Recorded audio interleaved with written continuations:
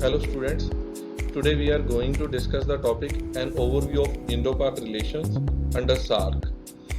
First of all, we will discuss about the history of SAARC.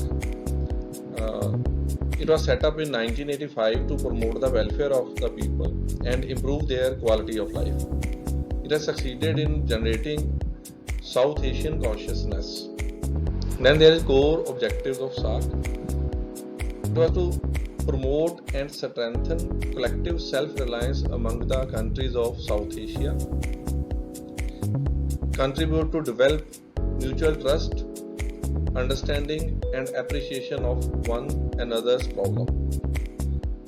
It is to promote active collaboration and mutual assistance in the field of economic, social, cultural, technical and scientific. It is to strengthen the cooperation with other developing countries and to strengthen cooperation among themselves in international forums on matters of common interest. Then India and Pakistan problem of terrorism. The major problem is of terrorism. Pakistan is a victim of terrorism, so is India its victim. Because the attack on Musharraf, General Pervez Musharraf, assassination of Benazir Bhutto and Peshawar Army school students massacre are a clear indication to the terrorism. Then Samjhauta Express in 2007, terrorist attack on Parliament in 2001 and Mumbai terrorist attack in 2008 are well-known examples. Then we have to discuss the initiatives by Indian government. First, Prime Minister Modi initiated to restart the Indo-Pak dialogue process and successful conduction of the Jammu and Kashmir Assembly elections then in December 2014. Then minimize the infiltration by militants. And then we have devising a framework for regional cooperation on adaptation. The first is needed to look at the shared benefit of collaboration, then cooperation framework on environmental issues, shortcomings and lessons to be learned. Then a clear strategy highlighting the possible areas of cooperation among the SAARC countries is required. Measurable indicators to evaluate the goals should be initiated. The existing regional centers should ensure the completion of agreed initiatives.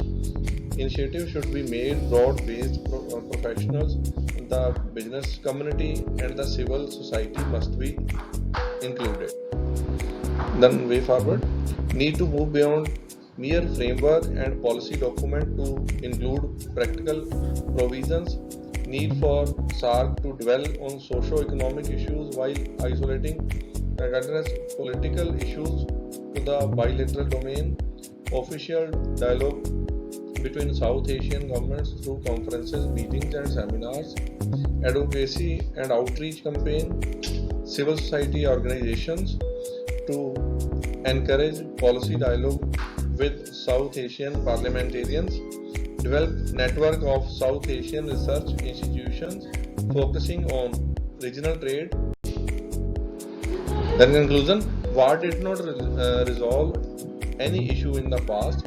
We needed a new approach to convert the traditional confrontation and conflict approach to one of the cooperation and convergence. People in South Asia, home to vast majority of the world's poor, need and availability of employment opportunities more than anything else. This is essential so that no one takes interest in destructive activities like terrorism. If there is cooperation between India and Pakistan and not conflict, vast opportunities will open up for trade, travel and development that will create prosperity in both nations. However, SAARC is the best alternate hope to improve the situation and maintain peace, prosperity and stability between the two states. Thank you.